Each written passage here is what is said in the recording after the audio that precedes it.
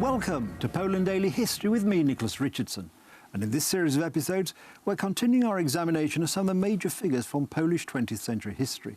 And I'm delighted to have with me in the studio my colleague Adam Starzyński, our expert on all things Polish, historical and 20th century. Adam, great to have you with us again. Thank you. And can we start? I think a good place to start it anyway is the second president of Poland in the Stanisław Wojciechowski. Yes, a man who is often overlooked, but played a quite important role in Polish history, mostly because of his handling of the May coup in 1926, when you could say the father of the modern Poland, Józef Piłsudski, launched a military coup against the government, and Wojciechowski, being the president, you could say was one of the most, if not the most, important negotiators on the opposing side. There was this famous meeting between the two men on a bridge here in Warsaw, when fighting died down for an hour or so, and the men met at this bridge to speak. And finally Wojciechowski took the decision to stand down and let Piłsudski have his way, because he wanted to avoid this fratricide fighting that had been taking place in Warsaw and led to the death of around 300 people. He wanted to stop it from spreading across the country and leading to a major civil war. But if we'll go back to his earlier years, he was born in 1869 in the city of Kalisz, which back then was a part of the Russian Empire.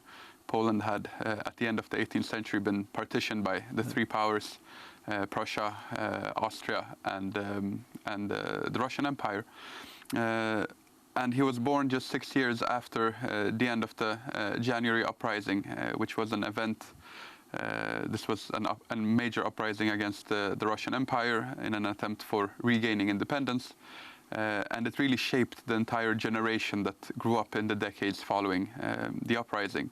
So just as Piłsudski had been very affected by this uprising, so was Wojciechowski. His father had been a participant of the uprising. The father had earlier worked as the caretaker of a local prison in Kalisz, but at the time of the uprising felt that he couldn't refuse his national friends with sympathies for the sovereign cause. So he joined in. And this was what really shaped the young Stanisław. He was brought up in this very patriotic fervor.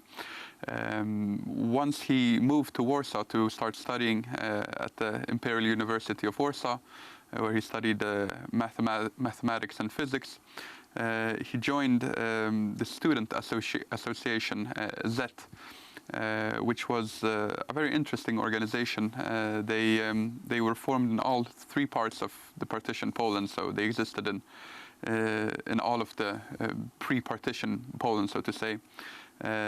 They were mainly concerned with shaping future leaders that were supposed to take positions in administration in hopefully a reborn Poland. They also helped students that had deficiencies in the Polish language, as especially in the Russian Empire and in Germany later.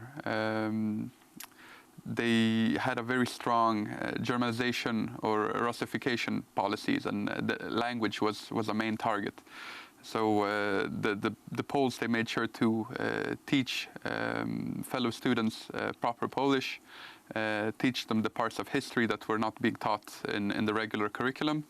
But also, at least in the German part, all members had to participate in the German organized voluntary military training that was offered to all. So not very voluntary.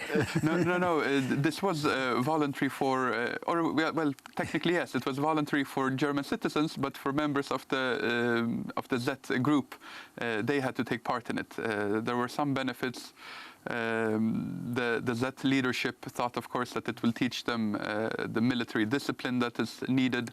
It will help them develop their stamina and physical condition.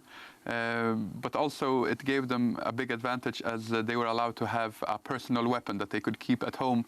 And these weapons were later used for clandestine trainings in forests and so on with other Z members. The organization was divided into three spheres. You had the elder brothers, you had two lower spheres, and it was all compartmentalized, I believe is the word, when the different spheres, or of course the higher spheres knew about the lower, but the lower didn't know about the higher. So they did this to avoid, of course, being exposed.